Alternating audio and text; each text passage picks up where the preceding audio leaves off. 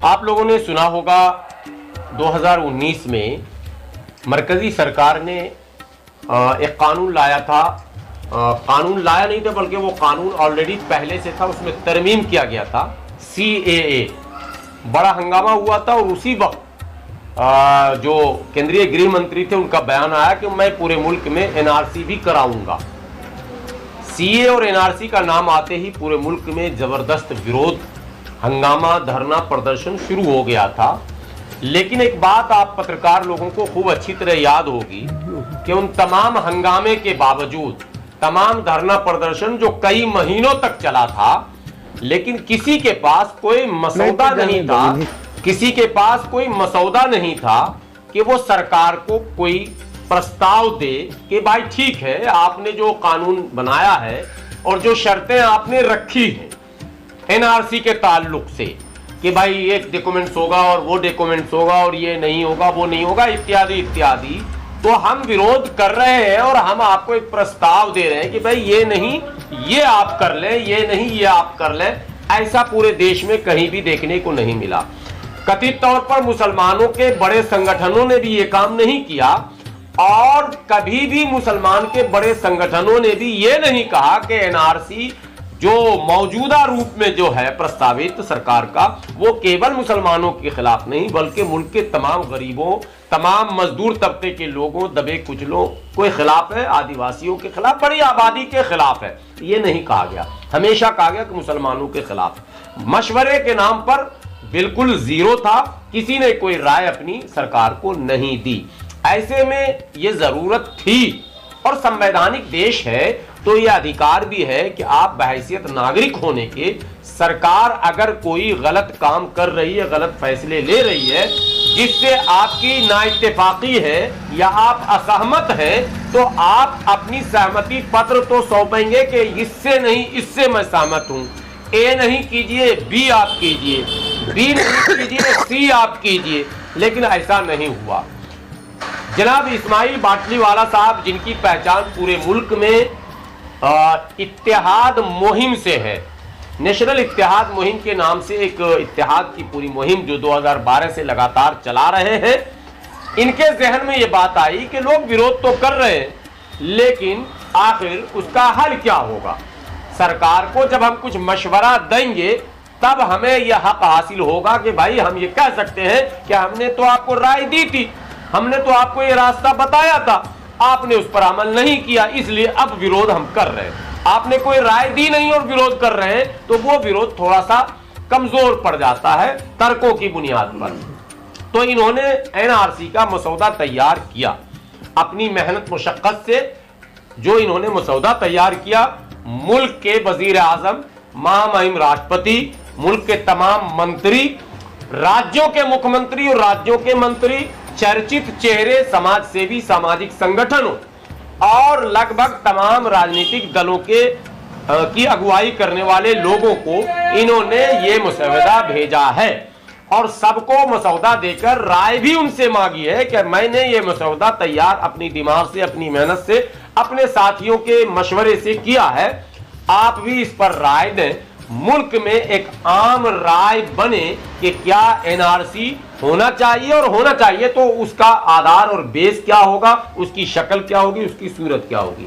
उसी सिलसिले में आज दिल्ली में आप लोगों को मालूम है कि मैं भी एक चैनल चलाता हूं, देश की सच्चाई, तो इन्होंने कहा कि मैं आपके चैनल को ये मसौदा देना चाहता हूं।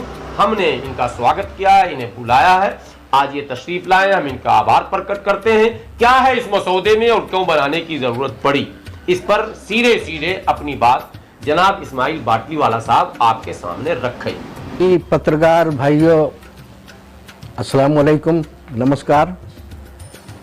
जैसे कि आपने देखा, गुलाम सरवर साहब ने बहुत कुछ बता दिया है मसौदे के बारे में, लेकिन मसौदे में क्या है उसमें मुझे बताने की जिम्मेदारी सौंपी है। तो पहले तो मैं ये बता दूं, मेरा नाम इस्माइल बाटलीवाला है, हम मुंबई में रहते हैं और बिजनेसमैन हैं, लेकिन एक्टिविस्ट भी हैं, साथ में कुछ फिक्र रखते हैं देश के, समाज के, हमारी कौम के भी। उस नज़रिए से थोड़ा काम करते आए हैं। और ये मसौदा जो है हम देने खास कर देश की सच्चाई को हम दिल्ली से बम्बई से दिल्ली आए हुए हैं, जो आपके सामने हमने हाफिज़ गुलाम सरवर साहब को, जो देश की सच्चाई के संपादक हैं, उनके हाथों में आपके सामने सुपुर्द किया है। और इसलिए भी सुपुर्द किया है कि गुलाम सरवर साहब, जैसे कि इनके चैनल का नाम देश की सच्चाई है, हकीकत में ये सच्चाई बयान करते हैं। इसलिए मुंबई से चलकर हम दिल्ली इनके हाथ में देने आए हैं। ये मेरे दिल्ली आने का मकसद तो ये रहा है। अब रही बात ये कि मसौदे के बारे में, ये मसौदा क्यों बनाया गया, इसकी नौबत क्यों आई गई, मैं थोड़ी सी बात बताना चाहता हूँ कि 2015-16 के बीच आसाम में एनआरसी के ताल्लुक से बहुत कुछ हंगामे हो रहे थे, बड़ी गतिविधियाँ हो रही थी। मीडिया के ज़रिए, सोशल मीडिया के ज़रिए हम भी देखा करते थे, सुना करते थे। लेकिन एक चीज़ ये है कि हमारा जो नेटवर्क है पर्सनल, मैं आप लोगों को ये भी साथ में एक परिचय दे देता हूँ कि हमारी कोई पॉलिटिकल पार्टी नहीं है और हम किसी पॉलिटिकल पार्टी के मेंबर नहीं हैं। हमारी कोई तंजीम, एनजीओ या संस्था भी नहीं है और हम किसी एनजीओ, तंजीम और संस्था के मेंबर भी नहीं हैं। हम जो काम करते हैं एक वोटर की हैसियत से काम करते हैं और हमारे जितने भी साथी हैं देश भर में, उनकी भी हैसियत वही है, वो एक वोटर की हैसियत से ही काम करते हैं, हमारे साथ जुड़े हैं एक वोटर की हैसियत से। तो गो के देश भर में हमारे वोटर साथी मौजूद हैं। इसी तरह आसाम में भी हमारे वोटर साथी मौजूद रहे हैं। उन्होंने हमसे मुलाकात की आकर, और ख़ास करके दिल्ली में आकर हमसे मुलाकात की और वहाँ की आसाम में जो कुछ हो रहा था ज़मीनी हकीकत उन्होंने बताने की कोशिश की। फिर मुझे ऐसा लगा कि हमें आसाम जाना चाहिए और फैक्ट फाइंडिंग करना चाहिए, और फैक्ट फाइंडिंग करने के बाद जो क्या नतीजे आते हैं वो हमने देश के सामने रखना चाहिए। तो जब हमने ये तय कर लिया तो मुंबई से हम 3 लोग गए। एक तो खुद मैं इस्माइल बाटलीवाला, दूसरा हमारे सहयोगी जो है इकबाल लोखंडवाला, तीसरे और हमारे एक साथी हैं दिलीप गायकवाड़ जो सांगली से रहने वाले हैं। 3 लोग हम मुंबई से गए और जो आसाम की जो हमारी टीम थी वो हमारे साथ जुड़ करके हमें आसाम के इन इलाकों का दौरा कराए, वहाँ पर सर्वे कराए, वहाँ के डॉक्यूमेंट दिखाए, वहाँ के लोगों से मुलाकात कराए। वो सब देखने के बाद और जो वहाँ का हमने मंजर देखा आसाम का, वो आज तक हम भूले नहीं हैं। अभी भी मेरे लहजे से पता चल जाएगा कि हम कितने जज्बाती हो जाते हैं जब उस मंजर का जिक्र करते हैं। वहाँ घर उजाड़े जा रहे हैं, वहाँ मकान तोड़े जा रहे हैं, वहाँ ऐसे ही बस्तियों में लोगों को फेंक दिए जा रहे हैं। वो मंजर हम भूल नहीं पाते। अब आते हैं एनआरसी के ताल्लुक से।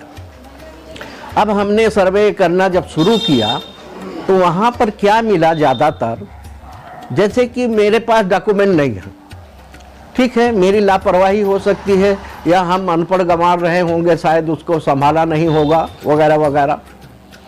लेकिन वहाँ पर जो हमने देखा, मेरे दादा का, मेरे चाचा का, मेरे मामा का, मेरे नाना का, मेरी नानी का, मेरी दादी का डॉक्यूमेंट है और वो एनआरसी में आ रहे हैं और मैं नहीं आ रहा हूँ। तो क्या सवाल ये उठा कि क्या मैं आसमान से टपका हूँ क्या? 2 ही सोर्सेस हैं, एक नाना है और एक दादा है, 2 ही सोर्सेस से हम आते हैं, तीसरा तो कोई सोर्स होता नहीं। जब हमारे दादा यहाँ के नागरिक हो सकते हैं, हमारे नाना यहाँ के नागरिक हो सकते हैं, हमारी नानी, हमारी दादी हो सकती है, तो फिर मैं इसलिए मेरी नागरिकता छिन जाएगी कि आज मेरी जेब में दस्तावेज नहीं है। अजीब इत्तेफाक है ये। हमने वहाँ का मंजर देखा। ये तमाम खोजबीन के बाद फिर हमने शुरुआत की देखने की कि भी सुप्रीम कोर्ट की एक गाइडलाइन है आसाम में एनआरसी कराने की। साहिब मैं यहाँ पर गवाही देता हूँ और ये ऑफिशियल मेरा बयान है कि सुप्रीम कोर्ट की जो गाइडलाइन थी वो साइड रख दी गई थी, बल्कि अधिकारियों की अपनी गाइडलाइन चलाई जा रही थी।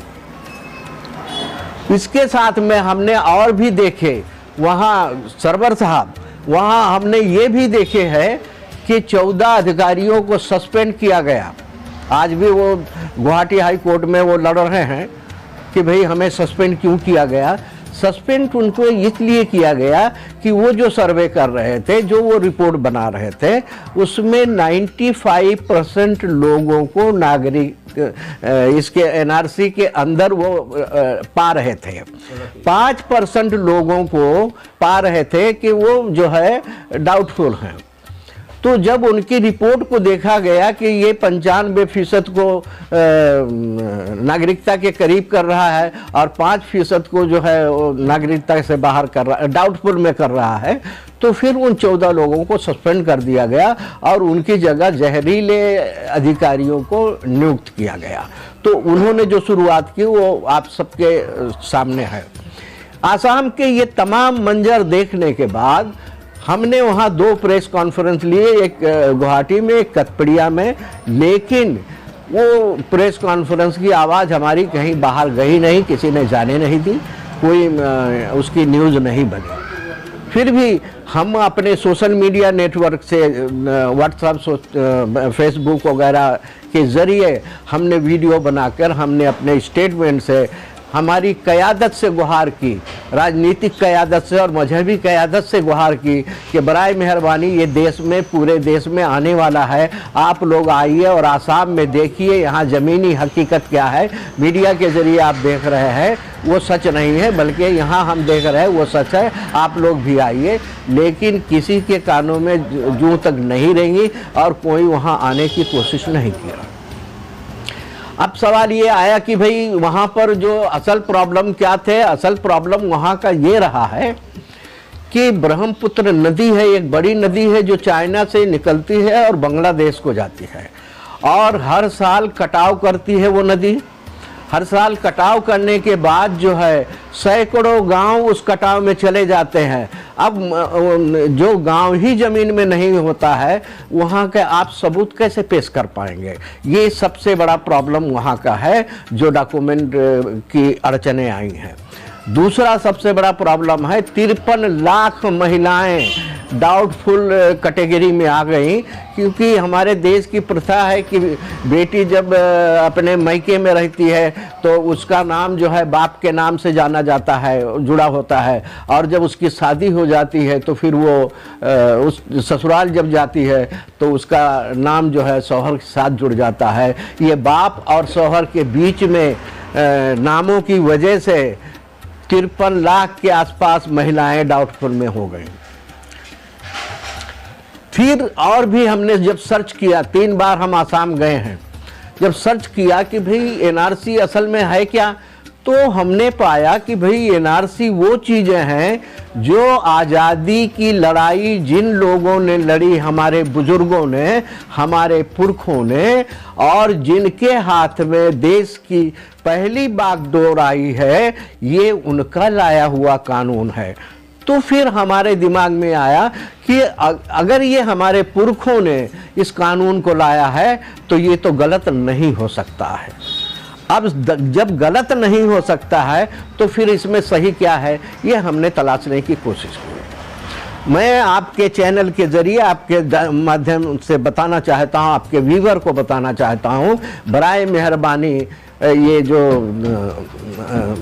सोकाद नेता हैं उनको ना पढ़ते हुए, उनको ना सुनते हुए आप संविधान को पढ़िए, आप अपने बुजुर्गों को पढ़ने की कोशिश करिए। एनआरसी क्यों लाने की ज़रूरत पड़ी है, मैं गवाही देता हूँ, एनआरसी आपका, देश के हर नागरिक का, कश्मीर से कन्याकुमारी तक, चाहे बूढ़ा हो, चाहे बच्चा हो, चाहे औरत हो, चाहे मर्द हो, चाहे चोर हो, चाहे लुटेरा हो, चाहे ईमानदार हो, चाहे बेईमान हो, चाहे जिस तरह का नागरिक इस देश में हो, उन सब का मूलभूत अधिकार है कि उसे नागरिकता मिलना चाहिए। एक छोटा सा देश अमेरिका है जहां पर ग्रीन कार्ड के नाम से जाना जाता है, वो एनआरसी है। वहां एक भी नागरिक ऐसा नहीं है जिसके पास ग्रीन कार्ड नहीं है। अगर कोई विदेशी भी वहां अगर रहना चाहता है उस देश में, तो उसे ग्रीन कार्ड हासिल करना होता है।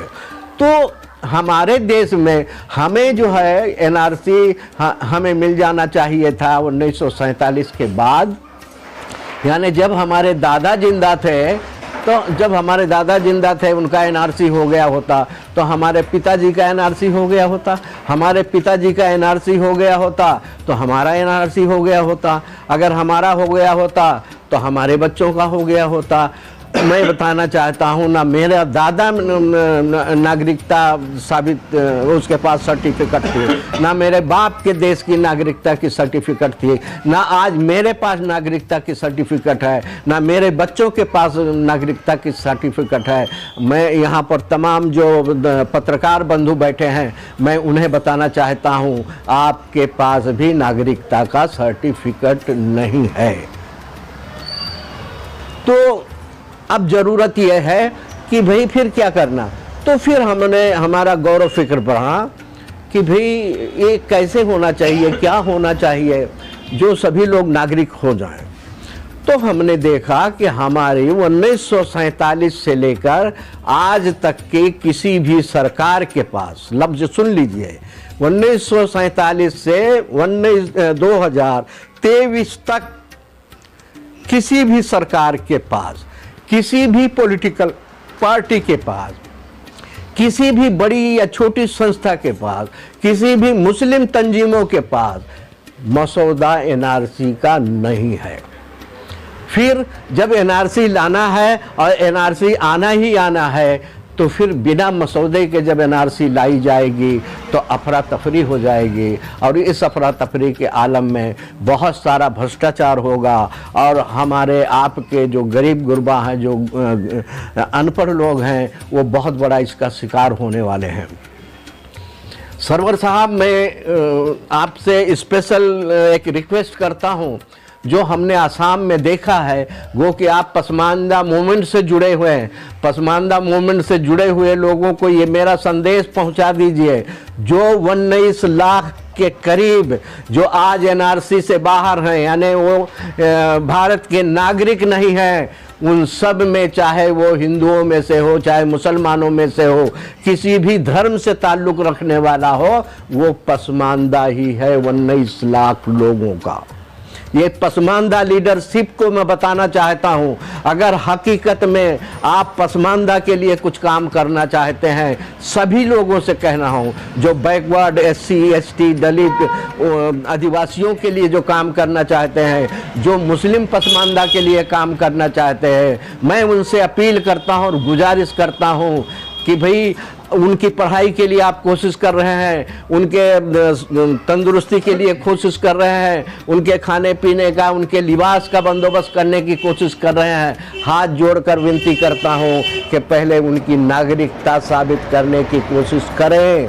कुछ दिन और अनपढ़ रह लेंगे, कुछ दिन और बिना लिबास के रह लेंगे, कुछ दिन और भूखे रह लेंगे, लेकिन पहली जो ज़रूरत है वो है नागरिकता की। बराए मेहरबानी सब लोग एकजुट होकर के नागरिकता उनके लाने की कोशिश करें, सरकारों से मांगने की कोशिश करें, और सरकार पर दबाव बनाने की कोशिश करें कि सबकी नागरिकता होनी चाहिए। इस मसौदे में हम लोगों ने, हमारी टीम ने ये मसौदा जो तैयार किया है, इसकी थोड़ी सी स्टोरी बता देता हूँ। जो हमारे साथ दिलीप गायकवाड़ गए थे आसाम, वो मुझे देख रहे थे कि मैं मसौदा देना चाहता हूं सरकार को, कुछ लिखना चाहता हूं, लेकिन भारत सरकार को मसौदा देना मतलब भारत सरकार को सुझाव देना, मसौदा बड़ी चीज़ होती है। मेरी लायकी उस लायक नहीं थी सरवर साहब कि मैं मसौदा लिख सकता, लेकिन मैं तड़प रहा था कि कोई लिखने वाला मिल जाता। तो जो भी मेरे टच में आते थे, वकील थे, जज थे, प्रोफेसर थे, बड़े बड़े एक्टिविस्ट थे, सबके सामने हमने रखा कि भाई इस तरह की मेरी सोच है, ऐसा हमने मंजर देखा है ज़मीन पर, और बराए मेहरबानी हम मसौदा लिखना चाहते हैं, आप लोग इसको लिख दीजिए, मुझे नहीं आता है, लिख दीजिए। लेकिन किसी की हिम्मत नहीं जुट पाई। ये दर्द जब दिलीप गायकवाड़ ने देखा तो उनकी एक मुलाकात हो गई अकबर शेख नाम के इंसान से, बंदे से, जो सोलापुर का रहने वाला है। उससे दिलीप गायकवाड़ ने हमारी और उसकी मुलाकात कराई। 4 मीटिंगें हो गई हमारी अकबर शेख के साथ, और गो के अकबर शेख खुद जो है एनआरसी का जो विरोध हो रहा था उसमें लीड करने वाला बंदा है। लेकिन जब हमारे साथ जब वो टच में आया तो वो भी बातें यही कर रहा था कि हम मुसलमानों के लिए ये करना चाहते हैं, मुसलमानों के लिए वो करना चाहते हैं। तो हमने उससे कहा कि भाई अगर तुम वाकई में मुसलमानों के लिए कुछ करना चाहते हो तो पहला नंबर एनआरसी के लिए काम करिए, एनआरसी में मुसलमानों को शामिल करने की कोशिश करिए। तब उसका दिमाग उस तरफ आया और हमसे डिटेल जानने लगा, हमारी मंशा जानने लगा। तब जब हमारी मंशा जान लिया कि हकीकत में आज मुसलमानों को हॉस्पिटल से ज़्यादा और स्कूल से ज़्यादा, कॉलेज यूनिवर्सिटी से ज़्यादा और चीज़ों से ज़्यादा जो पहली ज़रूरत है वो एनआरसी की है, जब उसने समझ लिया तो उसने कहा इस्माइल साहब हम इस मसौदे को लिख करके देंगे और आप निश्चित रहिए। मैं आज बयान देता हूँ कि अकबर शेख ने लगभग, हम और अकबर शेख ने 6 महीना दिनों रात लगा करके इस मसौदे को तैयार किए। कागज़ पर अकबर शेख ने उतारे हैं, लेकिन और सहयोगी जो इसको एडिट किए हैं, गो के अकबर शेख मराठी बंदा है, उसने हिंदी में लिखा है। अंदाज़ा लगाया जा सकता है कि एक मराठी आदमी जब हिंदी लिखेगा तो कैसी हिंदी होगी। तो हमें मदद लेनी पड़ी हिंदी भाषियों से, जिसको एडिट किया है शिव नारायण शर्मा जी ने और डॉक्टर अफसर ने, और इसकी जो डिजाइनिंग की है, इसका जो स्वरूप दिया है इस मसौदे का, उनका नाम है सोनिका क्रांतिवीर। तो ये हमारी छोटी सी टीम रही है, उसकी मेहनत से ये मसौदा आपके सामने पेश है। आपके चैनल के ज़रिए मैं बताना चाहता हूं आपके व्यूअर को कि मेरा व्हाट्सएप नंबर नोट कर लें। आप सभी को मसौदे की PDF मिल जाएगी और उससे गाइडलाइन भी मिल जाएगी। मेरा नंबर है 9029341778, 9029341778। इस पर आप मैसेज करिएगा, अपना नाम भेजिएगा, मसौदा आपके मोबाइल पर मिल जाएगा। ख़ास बात और एक चीज़ बताना चाहता हूं जो इसमें ये है कि ये जो मसौदा है, आपको नज़र तो यूँ आ रहा है कि ये सिर्फ इंडिया के लिए है, नहीं, ये सिर्फ नेशनल इशू नहीं है, ये इंटरनेशनल इशू है। इसमें उन चीज़ों का जिक्र भी आपको मिलेगा जो हमारे देश के बॉर्डर देश हैं, जैसे कि चाइना है, नेपाल है, पाकिस्तान है, बांग्लादेश है, बर्मा है, लंका है, भूटान है। ये हमारे पड़ोसी देश हैं और इनका जो बॉर्डर है वो हमारे देश से मिला हुआ है। मैं आप लोगों को बताना चाहता हूं कि सिर्फ मसला ये नहीं है कि दूसरे देशों के लोग हमारे यहाँ आते हैं, बल्कि मसला ये भी है हमारे देश के लोग भी पड़ोसी देशों में जाते हैं। उदाहरण के तौर पर एक बहुत बड़ा कांड हुआ है श्रीलंका में, जो हमारे भारतीय लोगों के साथ जो जुल्म और अन्याय हुआ है वो कहीं छिपा हुआ नहीं है। आप फिर से गौर करिएगा, ये भी उनको मेंशन किया है। और इस मसौदे के अंदर और ख़ास बात यह है कि इस मसौदे में हमने सवाल ही नहीं उठाए हैं, बल्कि सुझाव भी सरकार को दिए हैं। मैं PDF भेजूंगा, आप लोग गौर से पढ़िएगा। दूसरी अपील साथ साथ ये है कि ये जो मसौदा हमारा है, हमने कोशिश की है, हमारी टीम ने, कि कश्मीर से कन्याकुमारी तक कोई भी तबका, कोई समूह, कोई भी कबीला ना छूटा हो। लेकिन जहाँ तक हमने देखा है वही उसी को हमने शामिल कर पाए हैं। आपकी नज़रों में अगर कोई कुटुंब, कबीला या कोई ये गिरोह या कोई बिरादरी या कोई जाति छूट जाती या कोई पेशावर छूट जाता है तो